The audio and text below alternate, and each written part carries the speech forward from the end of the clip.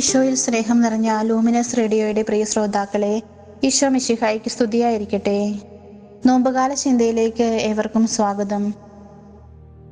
ഈശോയുടെ പീഡാസഹനത്തിന്റെ ദിനരാത്രങ്ങൾ പിന്നിട്ട് അവിടുത്തെ കുരിശുമരണത്തിന്റെ തിരുമണിക്കൂറിലൂടെ കടന്നുപോയിക്കൊണ്ടിരിക്കുന്ന നമുക്കെല്ലാവർക്കും ഈ തിരുമണിക്കൂറിന്റെ എല്ലാ അനുഗ്രഹങ്ങളും ലഭിക്കട്ടെ എന്ന് പ്രാർത്ഥിക്കുന്നു.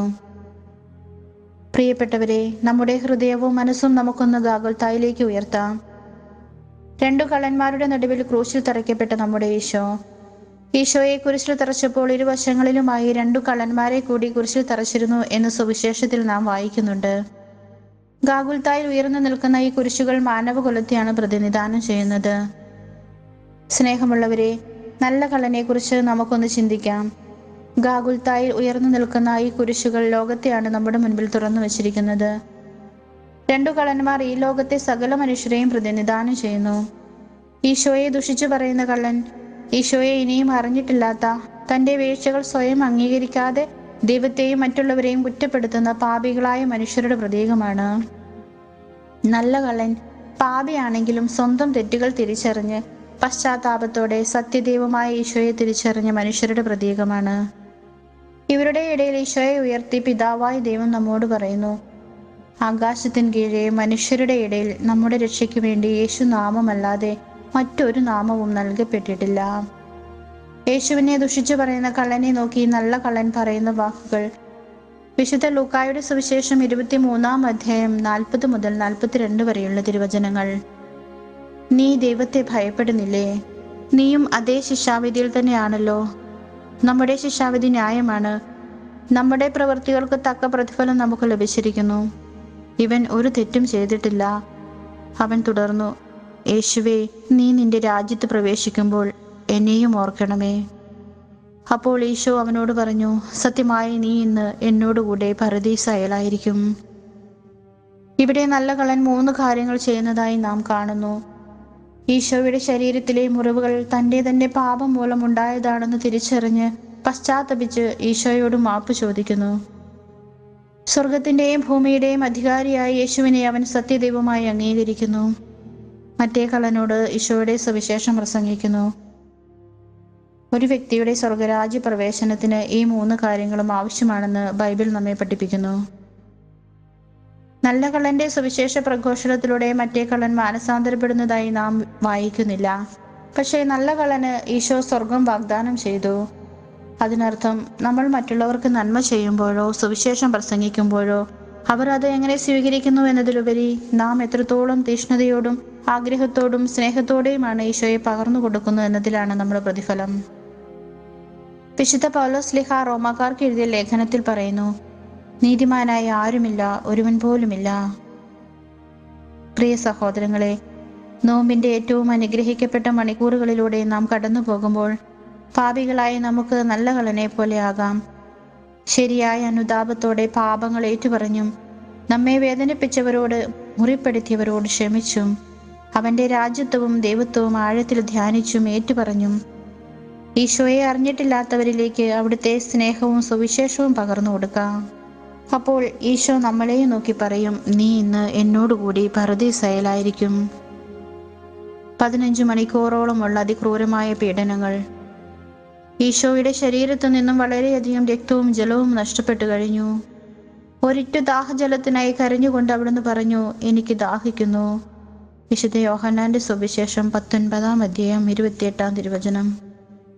ഭൗതിക ദാഹത്തിലുപരി ആത്മാക്കളോടുള്ള ആത്മീയ ദാഹമാണ് നാം അവിടെ കാണുക. താൻ അനുഭവിക്കുന്ന വേദന സഹിക്കാൻ കഴിയാതെ പിതാവിനെ വിളിച്ച് കരഞ്ഞുകൊണ്ട് അവിടുന്ന് പറഞ്ഞു, എൻ്റെ ദൈവമേ, എൻ്റെ ദൈവമേ, എന്തുകൊണ്ട് നീ എന്നെ ഉപേക്ഷിച്ചു? വിശുദ്ധ മത്തായിയുടെ സുവിശേഷം 27-46 തിരുവചനം. തൻ്റെ ഏകജാതൻ ചങ്കുപൊട്ടി നിലവിളിച്ചപ്പോൾ ആ നിലവിളി കേട്ട പിതാവിൻ്റെ ഹൃദയം എന്തുമാത്രം നുറങ്ങിയിട്ടുണ്ടാകും. എങ്കിലും അവിടുന്ന് തൻ്റെ പുത്രന്റെ ജീവനേക്കാൾ തന്നിൽ വിശ്വസിക്കുന്നവരുടെ നിത്യജീവന് വില കൽപ്പിച്ചു. തൻ്റെ പിതാവിൻ്റെ ഇഷ്ടം നിറവേറ്റുന്നതിനായി തൻ്റെ ശരീരവും രക്തവും നമുക്കായി നൽകിയ ഈശോ മർദ്ദനത്താൽ വികൃതമാക്കപ്പെട്ട തൻ്റെ പ്രിയ മകന്റെ ദയനീയ അവസ്ഥ കണ്ട് ഒന്ന് പ്രതികരിക്കുക പോലും കഴിയാതെ ഹൃദയം തകർന്നു നിൽക്കുന്ന പരിശുദ്ധ അമ്മയോട് തൻ്റെ പ്രിയ ശിഷ്യനായ യോഹന്നാനെ നോക്കിക്കൊണ്ട് ഈശോ പറഞ്ഞു, സ്ത്രീയെ, ഇതാ നിന്റെ മകൻ. ഞാൻ നിങ്ങളെ അനാഥരായി വിടുകയില്ല എന്ന് നമ്മോട് അരുളി ചെയ്ത് അവിടുന്ന് യോഹന്നാനോട് പറഞ്ഞു. ഇതാ നിന്റെ അമ്മ. അവിടുന്ന് നമുക്കായി നൽകിയ അമ്മയെ നമ്മുടെ ഹൃദയങ്ങളിലും ഭവനങ്ങളിലും നമുക്ക് സ്വീകരിക്കാം സഹോദരങ്ങളെ. ഈശോയുടെ രക്തസമ്മർദ്ദം താഴ്ന്നു.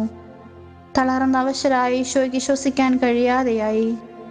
ഹൃദയത്തിനു ചുറ്റും തളം കെട്ടി നിൽക്കുന്ന ജലത്തിന്റെയും രക്തത്തിന്റെയും അളവ് കൂടി വന്നതിനാൽ ഹൃദയത്തിന്റെ പ്രവർത്തനങ്ങൾ തകർന്ന് താൻ മരിക്കാറായെന്ന് ഈശോയ്ക്ക് മനസ്സിലായി. അവിടുന്ന് പറഞ്ഞു, എല്ലാം പൂർത്തിയായിരിക്കുന്നു. അവസാനമായി സർവശക്തിയും ഉപയോഗിച്ച് കാലുകളിൽ ശരീരഭാരം മുഴുവൻ താങ്ങി ശ്വാസത്തിനായി പിടഞ്ഞുകൊണ്ട് മുകളിലേക്ക് ഉയർന്ന ഉച്ചത്തിൽ അവിടുന്ന് പറഞ്ഞു, പിതാവേ, അങ്ങയുടെ കരങ്ങളിൽ എൻ്റെ ആത്മാവിനെ ഞാൻ സമർപ്പിക്കുന്നു. അവൻ ജീവൻ വെടിഞ്ഞു. ആദ്യ മാതാപിതാക്കൾ വഴി അടഞ്ഞുപോയ സ്വർഗത്തിന്റെ വാതിൽ ഈശോ കാൽവരിയിൽ സ്വന്തം ഹൃദയം കുത്തി തുറക്കാൻ പടയാളിയായ ലോങ്ങിന്യൂസിനെ അനുവദിച്ചതിലൂടെ മാനവകുലത്തിന്റെ രക്ഷയ്ക്കായി തുറന്നിട്ടു. വെളിപാട് പുസ്തകം 3-ാം അധ്യായം 7-8 തിരുവചനങ്ങൾ. പരിശുദ്ധനും സത്യവാനും ദാവീദിന്റെ താക്കോൽ കൈവശമുള്ളവനും മറ്റാർക്കും അടയ്ക്കാൻ കഴിയാത്തവണ്ണം തുറക്കുന്നവനും മറ്റാർക്കും തുറക്കാൻ കഴിയാത്ത വിധം അടയ്ക്കുന്നവനുമായവൻ പറയുന്നു, നിന്റെ പ്രവൃത്തികൾ ഞാൻ അറിയുന്നു. ഇതാ നിന്റെ മുമ്പിൽ ആർക്കും പൂട്ടാൻ കഴിയാത്ത വിധം തുറന്നു കിടക്കുന്ന ഒരു വാതിൽ ഞാൻ സ്ഥാപിച്ചിരിക്കുന്നു. അവിടുത്തെ തിരുമാറിൽ നിന്നും ഒഴുകിയിറങ്ങിയ തിരുരക്തത്താലും ജലത്താലും കഴുകി വിശുദ്ധരാക്കപ്പെട്ട് ആ വാതിലിലൂടെ നമുക്ക് പ്രവേശിക്കാം സഹോദരരെ. അവൻ വീണ്ടും വരും, പാപപരിഹാരാർത്ഥമല്ല, തന്നെ ആകാംക്ഷാപൂർവം കാത്തിരിക്കുന്നവരുടെ രക്ഷയ്ക്ക് വേണ്ടി. അതേ സഹോദരങ്ങളെ, തുടക്കത്തിൽ പറഞ്ഞതുപോലെ നമ്മുടെ മുൻപിൽ 3 കുരിശുകളുണ്ട്. തുറക്കപ്പെട്ട ഒരു ഹൃദയവാതിലും ഈശോ ലോകത്തിനായി തുറന്നിട്ട പറുദീസയുടെ വാതിൽ. കുരിശിൽ കിടന്ന നല്ല കള്ളനോട് ഈശോ വാഗ്ദാനം ചെയ്ത പറുദീസ നമുക്കും അവിടുന്ന് വാഗ്ദാനം ചെയ്തിട്ടുണ്ട്. ഈശോയോടൊപ്പം ഇന്ന് നമുക്കും പറുദീസയിലായിരിക്കാം.